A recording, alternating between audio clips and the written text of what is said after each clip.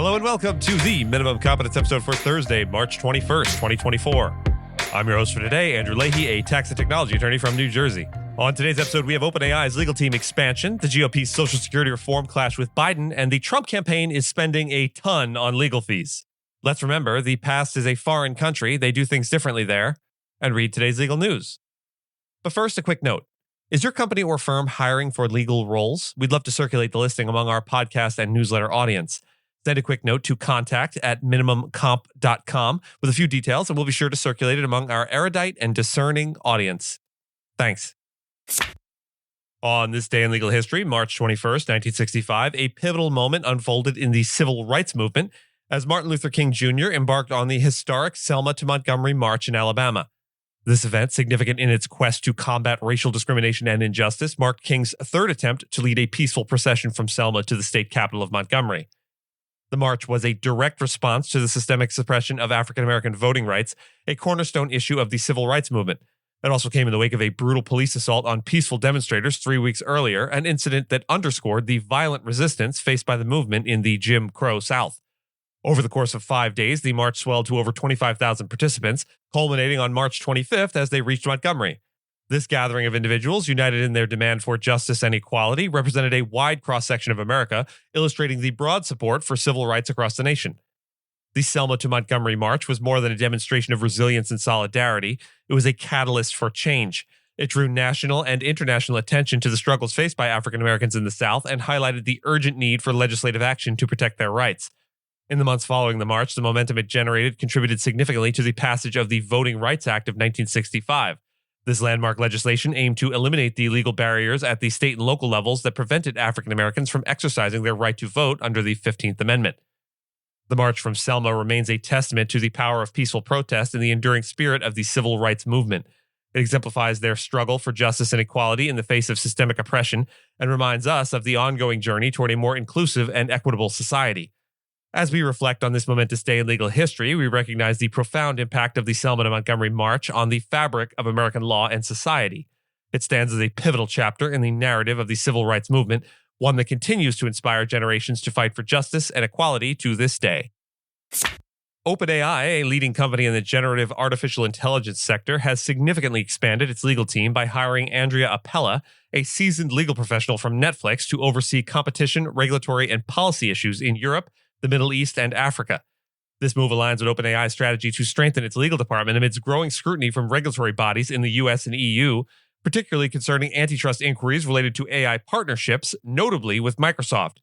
Appella's appointment is part of OpenAI's broader effort to recruit experienced lawyers from various sectors, including government, big law, and big tech, to navigate the complex legal landscape of AI technology. The company's focus on legal expertise underscores the importance of addressing the regulatory challenges and lawsuits it faces, highlighting the dynamic and evolving nature of AI law. Legal professionals joining companies like OpenAI at this pioneering stage not only stand to gain unique experience in a burgeoning field, but also potentially benefit financially, as involvement in groundbreaking legal issues in AI could offer significant career and economic advantages. OpenAI's aggressive talent acquisition, drawing from companies like Google and Airbnb, demonstrates its commitment so far to building a robust legal framework to support its ambitious growth plans and navigate the intricate regulatory environment it is sure to face. The Republican Study Committee, representing a significant portion of House Republicans, has proposed raising the Social Security retirement age as part of its fiscal 2025 budget plan, creating a direct conflict with President Joe Biden. This proposal includes adjusting the retirement age according to life expectancy and reducing benefits for high earners not close to retirement.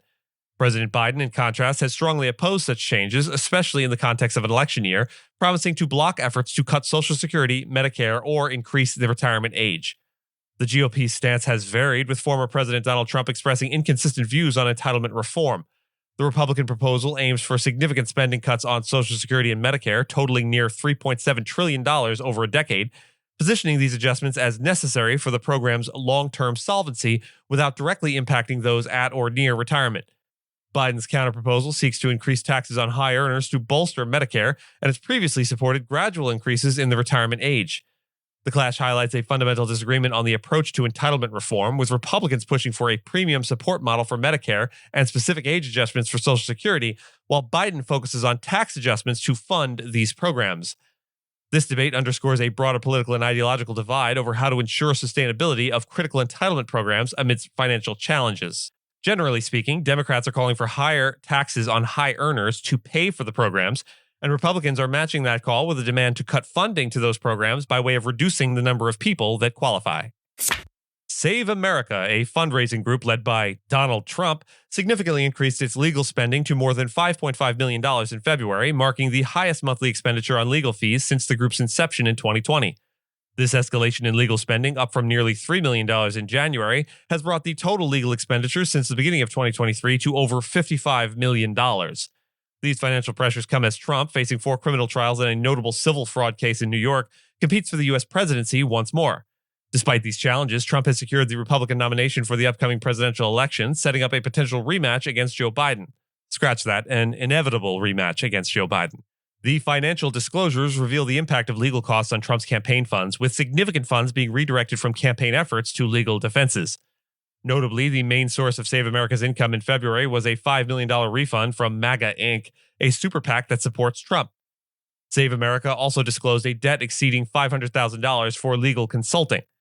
Despite the fundraising gap between Trump and Biden, with Trump's campaign raising substantially less than Biden's, Trump's historical ability to win elections despite being outspent highlights the uncertain impact of fundraising disparities on election outcomes. And with that, I thank you so much for listening to Minimum Competence, your daily news podcast for lawyers. If you're looking for more than Minimum Competence, links to further reading on all the topics touched on today are in the show notes.